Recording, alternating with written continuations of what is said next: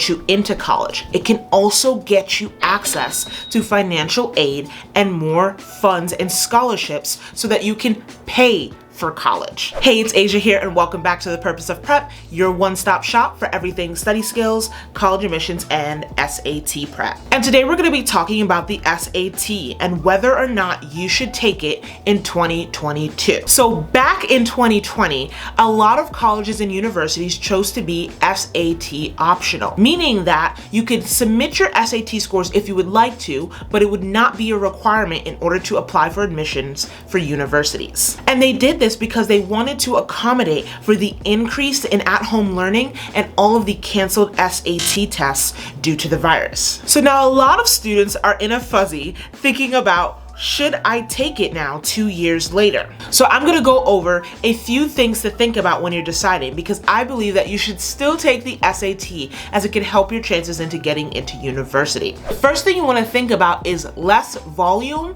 equals more opportunity. So now that less students are submitting their SAT scores, your score may stand out more amongst applicants. Remember, one of the overall goals of applying to college is to make sure your application stands out among other applicants. And if less students are submitting SAT scores, yours is more likely to be evaluated in a positive light. And let's remember here, SAT optional does not mean that college admission reviewers do not evaluate the SAT just like they did before 2020. It just means for those who choose not to submit it, you better have a good reason, like being impacted by the virus or some kind of family issue that's going on. So just remember that SAT optional does not mean SAT is not considered. The second thing you want to think about is that not all schools are staying SAT optional permanently. For a lot of colleges and universities, this was just a temporary fix. So many of them are looking into the next year or two of dropping that SAT test optional option. So it's very important that you look at your college list and make sure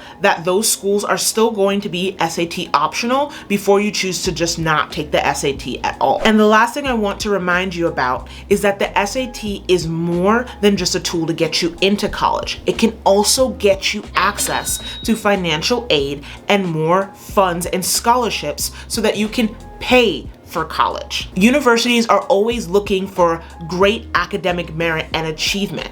This is where they decide where to put their scholarship money in terms of students for their incoming class. So you having a high SAT score could really help you get access to those scholarships that universities divvy out for merit. So overall, we touched out 3 points. One, that less volume can equal more opportunity for you in terms of taking the SAT. Reminding ourselves that the SAT optional option is only temporary for hundreds of college and universities. And lastly, that the SAT helps with more than just admissions, but also scholarship opportunities as well. So overall, you can accumulate that it's probably best, as long as you don't have any financial or family situation stopping you from doing it, that you take the SAT in 2022.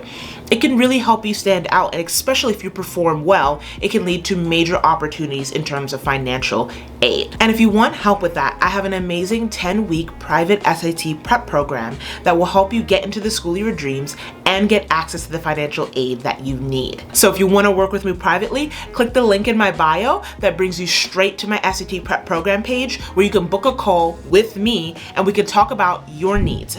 And don't worry, the call is free. So you can talk to me, let me know what you need, and I can help you get to your next best step. And as we always say here at The Purpose of Prep, work hard, study smart, and I hope to catch you in the next one.